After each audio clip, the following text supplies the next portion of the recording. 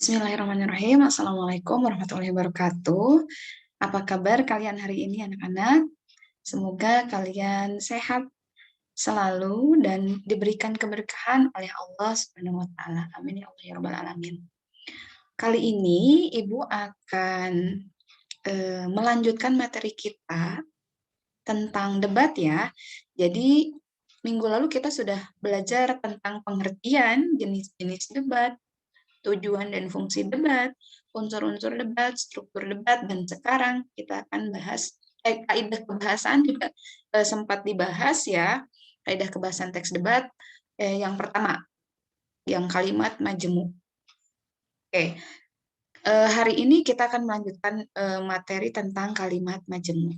Sebelumnya Ibu akan review terlebih dahulu materi-materi yang sudah kita bahas minggu lalu.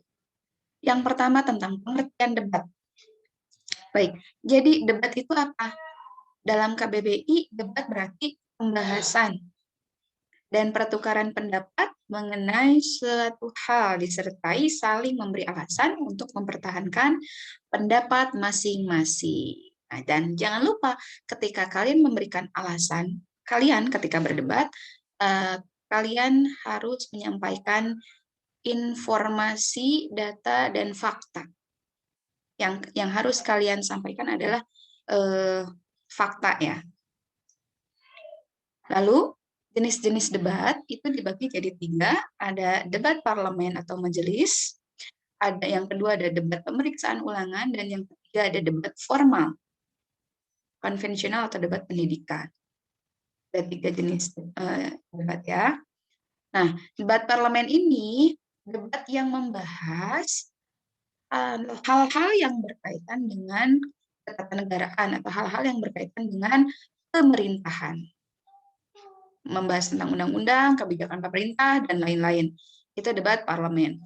Yang kedua, ada debat pemeriksaan ulangan. Debat pemeriksaan ulangan ini bisa kalian temukan dalam persidangan. Jadi, debat pemeriksaan ulangan ini terjadi antara jaksa penuntut umum dan pengacara. Itu debat pemeriksaan ulangan. Dan yang ketiga adalah debat formal. Nah, debat formal, konvensional, atau debat pendidikan. Debat ini biasanya dilakukan oleh pembelajar seperti kita ya, siswa-siswi, terus mahasiswa, ini biasanya sering melakukan debat formal. Ya. Nah, debat formal ini bertujuan untuk memberikan kesempatan kepada 2 tim yang berseberangan untuk mengungkapkan beberapa argumen yang tujuannya untuk menguatkan materi debat. Ya, jadi debat formal ini berbeda dengan kedua jenis debat yang sebelumnya. Jadi, kalau di debat formal ini melibatkan minimal 2 tim, ada tim pro dan tim kontra. Kalau yang lain kan tidak ada tim ya. Dalam debat parlemen dan debat pemeriksaan ulangan itu tidak melibatkan kedua tim. Ada tim pro, tim kontra itu tidak ada dalam debat parlemen dan debat pemeriksaan ulangan. Nah, tujuan dari debat formal ini adalah untuk mengembangkan kemampuan kedua tim dalam mengutarakan argumen atau pendapat secara logis, jelas, dan terstruktur. Nah, lalu ini tujuan debat. Tujuan debat yang pertama adalah untuk mencapai kemenangan dari beradu argumen.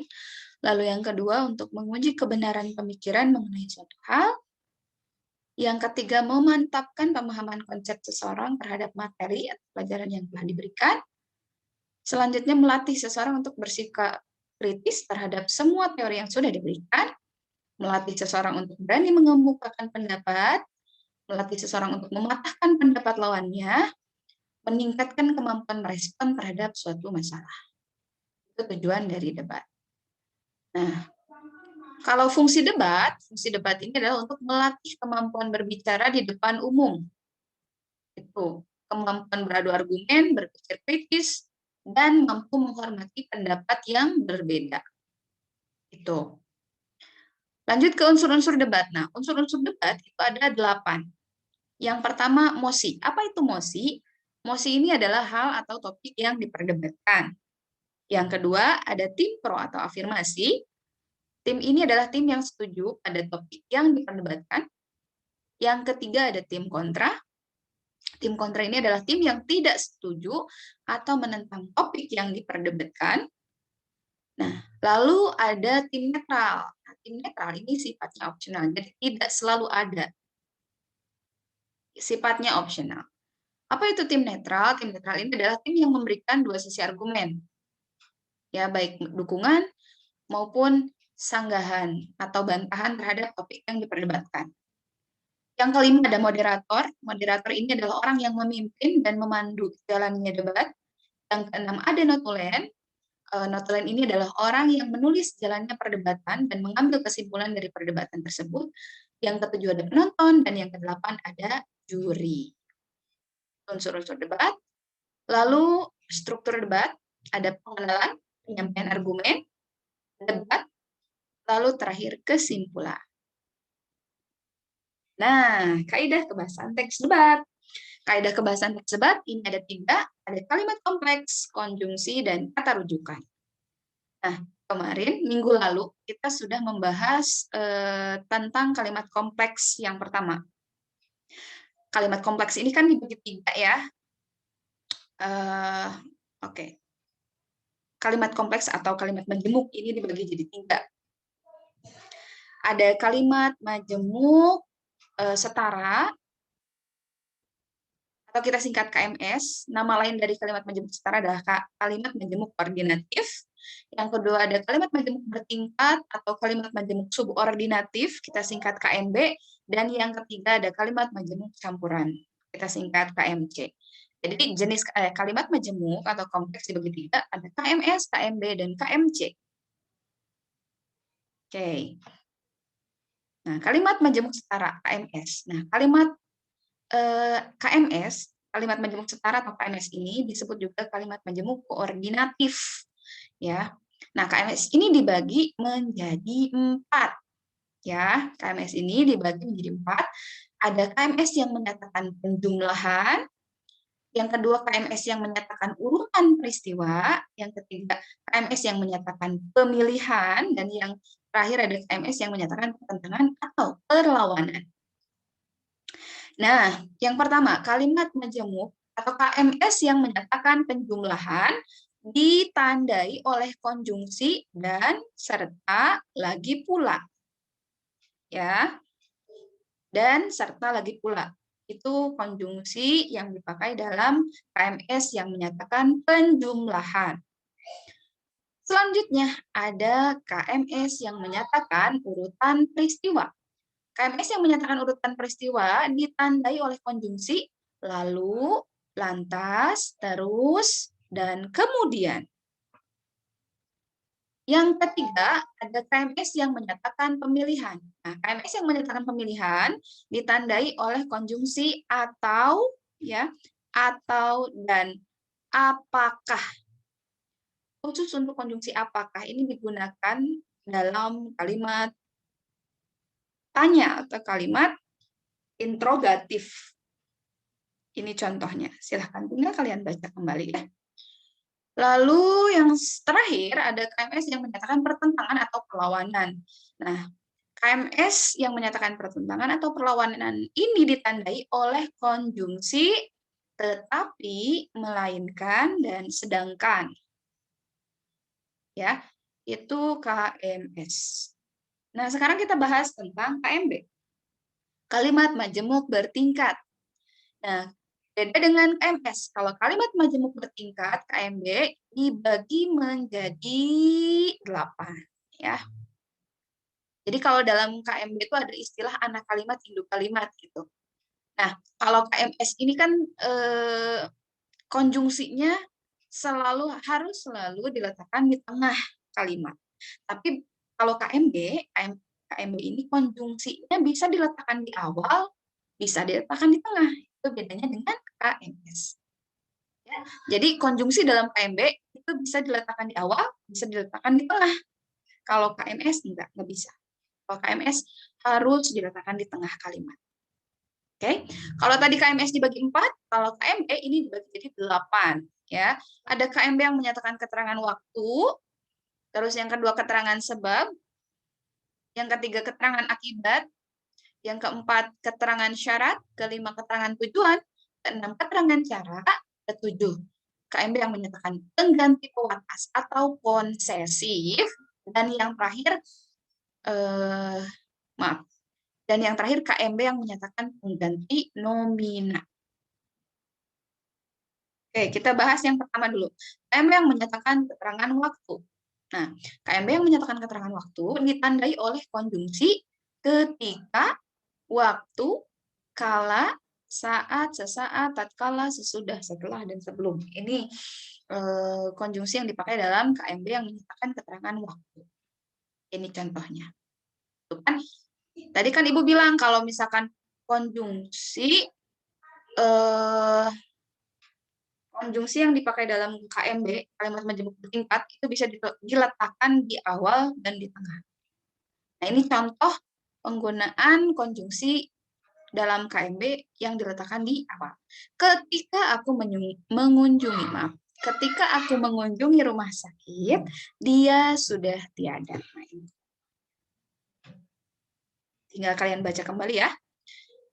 Lalu yang kedua, ada KMB yang menyatakan keterangan sebab.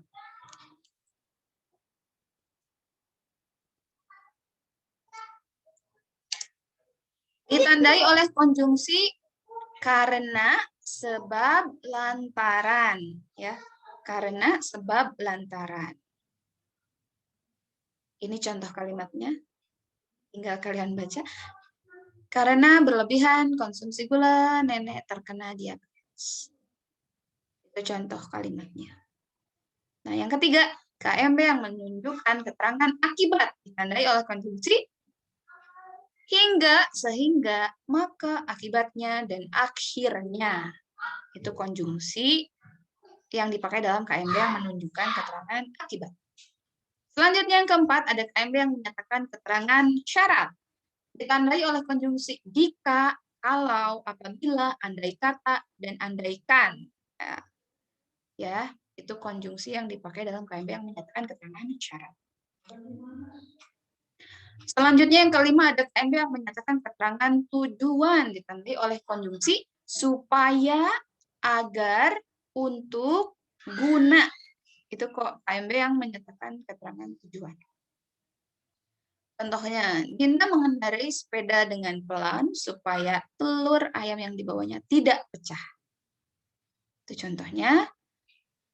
Selanjutnya, KMB yang menyatakan keterangan cara ditandai oleh konjungsi. Konjungsinya mana? Dengan, dalam, ya. Jadi KMB yang menyatakan keterangan cara ditandai dengan konjungsi oleh konjungsi dengan, dalam.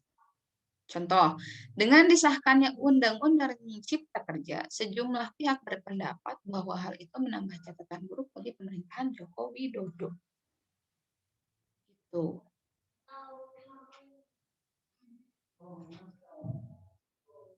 Terus yang selanjutnya, KMB yang menyatakan pengganti pewatas atau konsesif ditandai oleh konjungsi yang, ya. Jadi kalau ada konjungsi yang berarti itu kalimat majemuk bertingkat yang menyatakan pengganti pewatas atau konsesif. Dia ketua OSIS baru yang terpilih minggu lalu. Selanjutnya yang terakhir, KMB yang menyatakan pengganti nomina ditandai oleh konjungsi bahwa. Ya, ditandai oleh konjungsi bahwa. Sebentar.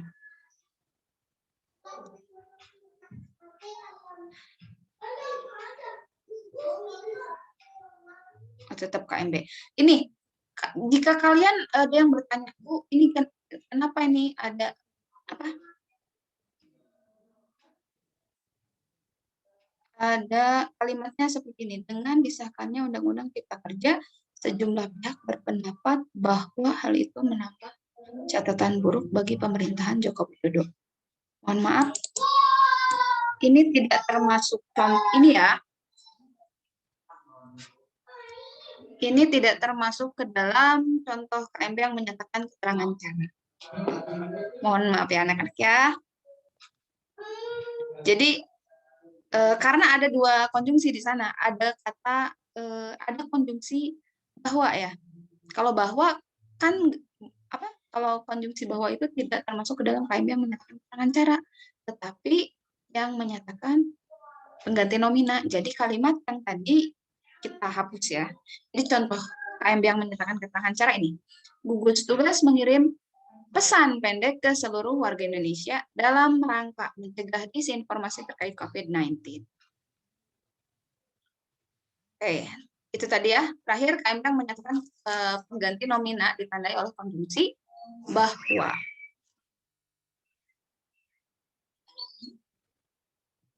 Oke. Contohnya, adik berjanji bahwa dia tidak akan mencuri mangga tetangga lagi.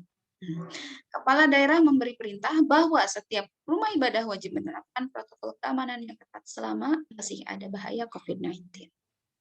Tuh.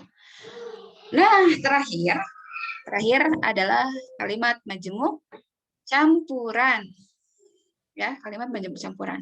Nah, kalimat majemuk campuran KMC ini adalah kalimat yang terdiri ya dari kalimat majemuk setara dan kalimat majemuk bertingkat.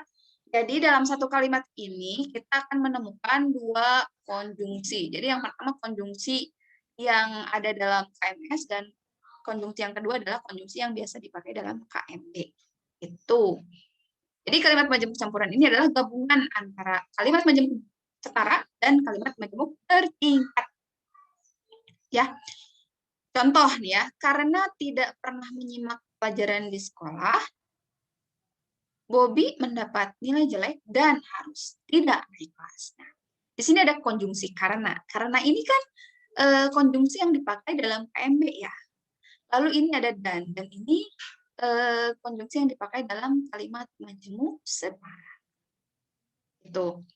Ini contoh kalimat majemuk campuran. Jadi gabungan dari kalimat majemuk setara dan kalimat majemuk bertingkat. Selanjutnya, setelah lulus dari pendidikan jenjang SMP, Rina harus memilih sekolah negeri atau swasta. Setelah ini adalah konjungsi yang dipakai dalam kalimat majemuk bertingkat yang menyatakan waktu, ya kan? Setelah sebelum itu kalimat majemuk bertingkat KMB yang menyatakan waktu. Lalu ini ada atau ini termasuk ke dalam KMS yang menyatakan pemilihan itu. Terus kalau ada yang bertanya, Bu, kalau misalkan konjungsinya, misalkan ya konjungsinya hanya kok ada dua, tapi dua-duanya itu konjungsi yang dipakai dalam kalimat majemuk setara. Jadi yang pertama ini misalkan di sini atau di sini dan.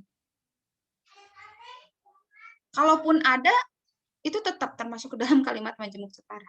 Tapi nggak sepertinya nggak akan ada, soalnya kalimatnya kayaknya nggak akan nyambung deh kalaupun ada gitu ya, kalaupun ada kalimatnya pasti nggak akan nyambung.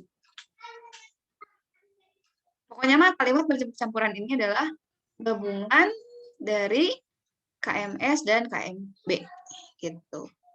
Jadi konjungsi yang dipakai itu ada dua jenis, ada konjungsi yang biasa dipakai dalam KMS dan konjungsi yang dipakai dalam KMB.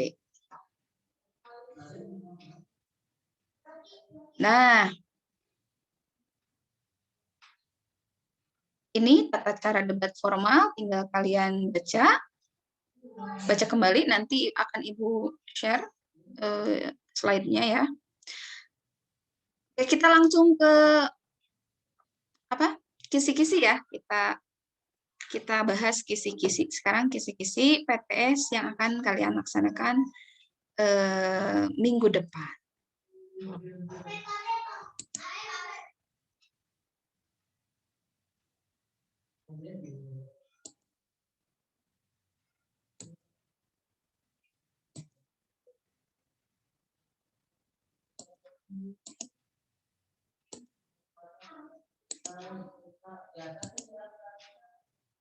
Nah, ini kisi-kisinya.